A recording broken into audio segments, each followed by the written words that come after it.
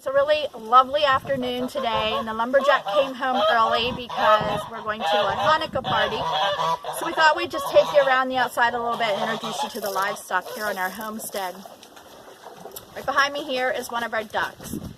So we have Muscovy ducks. We have a breeding trio of three breeding trios, one of which is a chocolate trio that was gifted to me from the lady that does our wool at the mill. She threw in a breeding trio of chocolate Muscovies when I got my wool done last time. We really like the Muscovies. We used to have pecans, but we let our ducks free range because they don't actually dig in the garden. And I really like being able to, if I'm outside, spend some time with them, and they kind of follow me around. And a pecan cannot fly, and we have predators. So we got rid of the pecans and we've gotten the Muscovies. Now we do allow them to hatch their babies and we'll let them just free range with them. We do harvest duck for the freezer, so we don't keep as many as does hatch, and we also sell some. So we'll walk down here.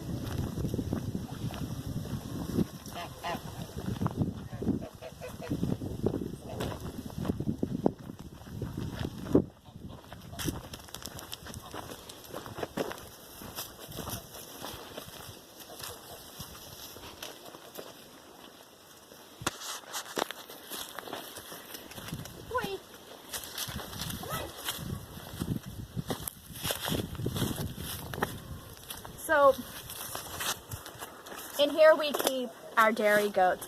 We milk French and American Alpines. Our buck is also in here right now because we wanted to make sure that we captured all the heats that the does come into so that we had babies. We have one, her name is Bebop, she's all white. She is just the old maid in the pasture. Our old maid died and she was gifted to us. And she just has babies and enjoys being a mama, being retired from milking. We're currently milking 2 in rotation. So our does, this is Liza Jane. Aww. Our does will milk for roughly 18 months. By the time one is drying up, the other one is freshening so that we never are out of milk. This has really done well for us, but this next year we're going to change it. We're going to add 2 more. We're going to put 4 in rotation, 2 on and 2 off. The 1 at a time gives us enough milk for us to consume and to cook with, but we never found we had enough like to make a lot of cheese with, or if we had orphaned babies, we never really had enough to give to those orphaned babies. George will be leaving here very soon. We don't leave a buck in the pasture with any animal that is currently milking because of the off taste that it would give to the milk.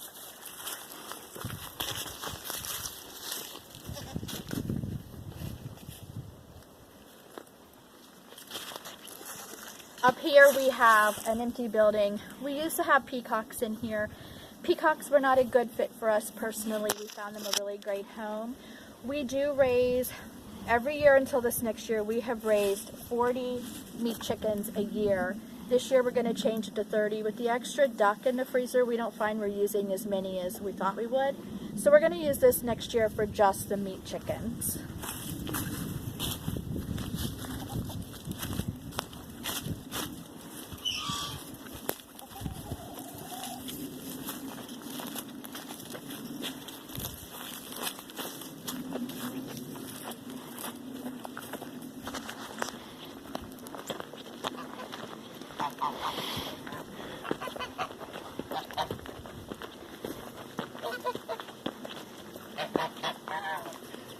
Hi, baby.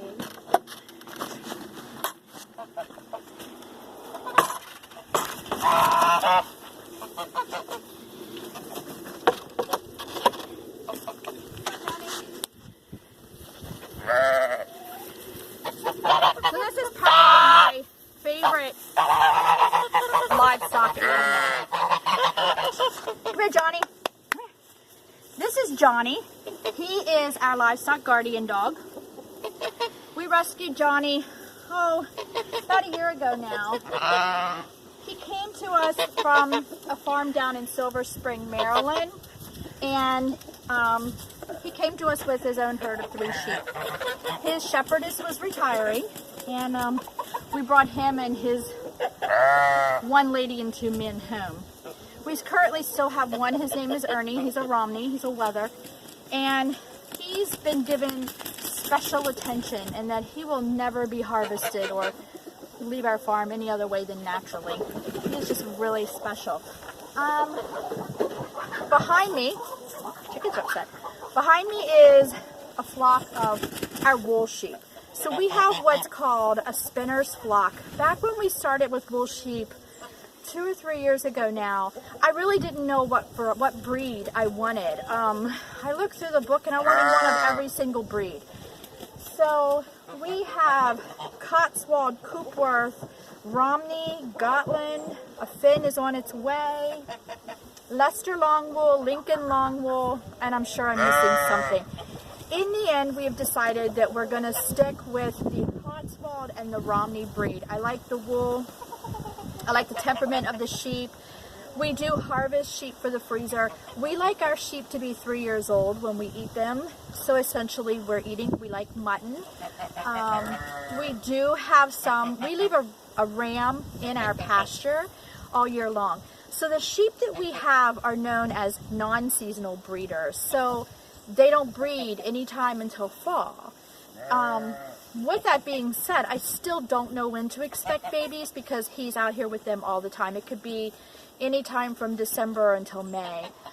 We just have to stick around and make sure we're watching for when that does come. So we also have 5 Toulouse geese. We really don't know what our purpose in having geese is. I've always wanted Toulouse, so we got these 5. We have no idea the sex of them. We're hoping we have at least one breeding pair, and then in the spring they give us goslings. We will harvest 1 or 2 for in the freezer, and the rest we will sell. If we don't have a breeding pair, we're probably going to have to invest in more geese so that we can at least try to get a breeding pair at some point. So. We have our chickens over here. Now, we hope to expand the chicken run all the way up where the brush pile is and have them help us to break the brush pile down. I don't really have any one favorite chicken breed. A lot of what's in here were just given to us. They needed homes, and so we took them. We do have silver gray Dorkings. That was an investment that we made. We really like them. We have olive eggers, which we really like, Americanas, and Larry's favorite is the Buff Orpington, so we do have some of them. Right now we're getting 3 eggs a day, and compared to how many chickens we have, that's really not a good ratio, but with it being cold in winter, we're just thankful for that.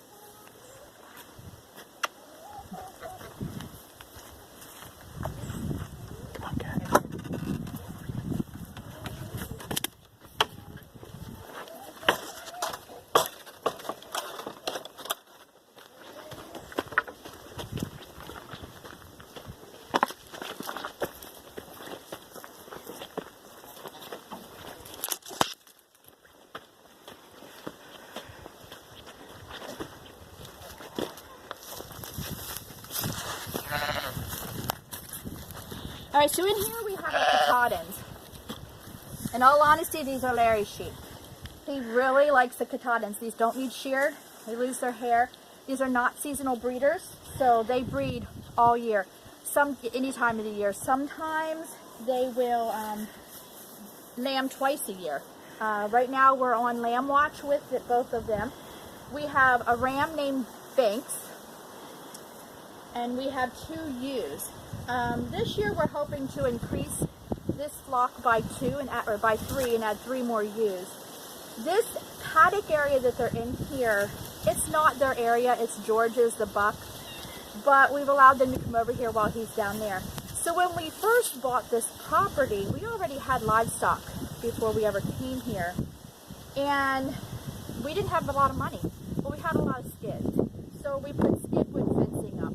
This is the last paddock that needs to be removed and melded wire fencing be put up. We hope to do that before we move George back.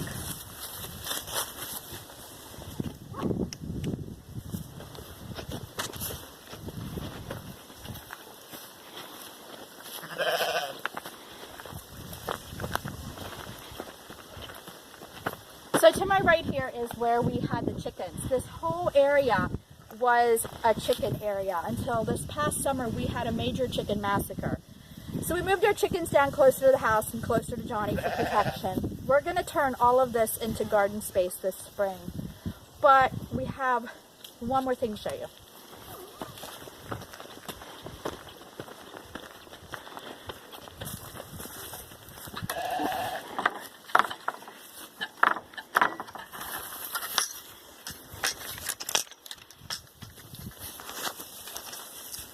These are the last two babies that we have left. Oh, you okay?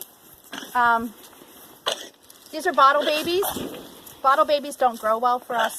They do way better on mamas. We had planned to take these to the auction, but Larry didn't think they were quite big enough yet. So they're just going to hang out here for a little bit longer. The other night we took some friend sheep to the auction instead of these guys. These are billies. And we don't keep bucks, even when our goats lamb. We don't keep bucks. We do eat goat, but we will just sell the bucks outright. We don't even band them. If we're going to keep them to eat, we'll keep a doe, and that'll also depend on if we need to replace a doe also. So these are the last that we have to show you, and be watching because we have lambing coming up soon and kidding and a lot more things to be added. We'll talk to you later.